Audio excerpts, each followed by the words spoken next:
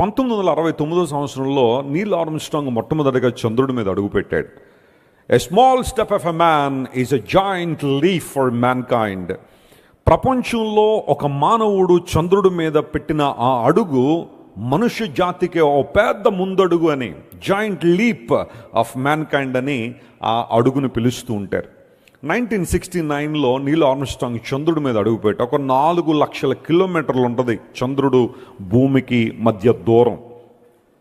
4 లక్షల కిలోమీటర్లు ప్రయాణం చేసుకుంటూ చంద్రుడి మీదకి వెళ్ళిన తర్వాత అక్కడ అడుగుపెట్టి మైక్రో బైబిల్ అంటారు, చిన్న బైబిల్ని చంద్రుడి మీద పెట్టొచ్చాడు ఆయన. మైక్రో బైబిల్ అంటారు దాన్ని.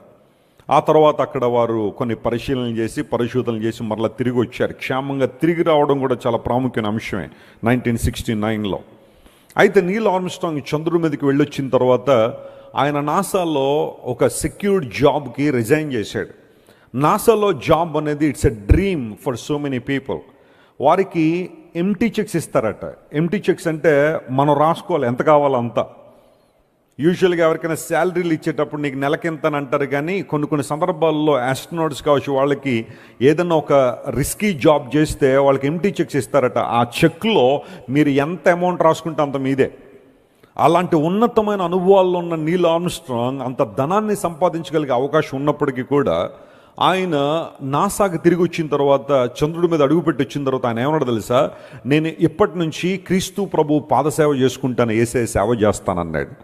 అందరూ వచ్చి అడిగారు, నీకు ఏమన్నా పిచ్చి పట్టిందా? ఈ స్థానానికి రావడం చాలా ప్రయాసపడ్డావు. ఆస్ట్రోనాట్ ట్రైనింగ్ అంటే చిన్న విషయం కాదు.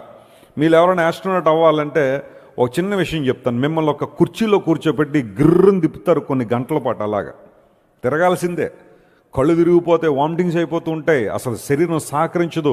మెల్లమెల్లగా తిప్పడం మొదలు పెడతారు. కొంతకాలానికి ఒక బంతి తిరిగినట్టు తిప్పుతారు మిమ్మల్ని ఆ చైర్లో కూర్చోబెట్టి. అలా తిరుగుతూ ఉండాలి గంటల పాటు. ఎందుకోసం అంటే అంత వేగంగా రాకెట్లో ప్రయాణం చేసేటప్పుడు దాదాపు అదే కుదుపులు ఉంటాయి, అదే పరిస్థితి ఉంటుంది. కాబట్టి అలా ట్రైన్ చేయబడి వారు తినే ఫుడ్ దగ్గర నుండి కనీసం వారి హెయిర్ కూడా ఎంత ఉండాలనేది కూడా క్యాల్కులేషన్స్ ఉంటాయి.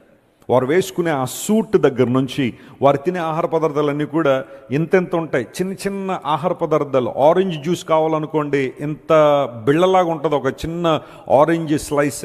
దాన్ని తీసుకెళ్ళి వారు స్పేస్లో వాటర్లో కలిపితే ఎంత జ్యూస్ అవుద్ది. దాన్ని త్రాగి ఉండాలన్నమాట వాళ్ళు. అలాగే ఏదైనా కానీ ఈ సర్వ ప్రపంచం క్రీస్తు మహిమను వివరిస్తున్నాయి. నేను కూడా దేవుని సేవ చేయాలని ఆయన చనిపోయేంత వరకు కూడా నీల్ ఆర్మ్స్ట్రాంగ్ ప్రభువుని గురించి కొనియాడి దేవుని స్వార్థ పరిచర్య చేసి ఆయన ముందుకు సాగిపోయాడు. ఎందుకు ఈ విషయాలు చెబుతున్నాను తెలుసా? ఒక తరము వారు మరొక తరము వారు ఎదుట దేవుని ఏం చేస్తున్నారట?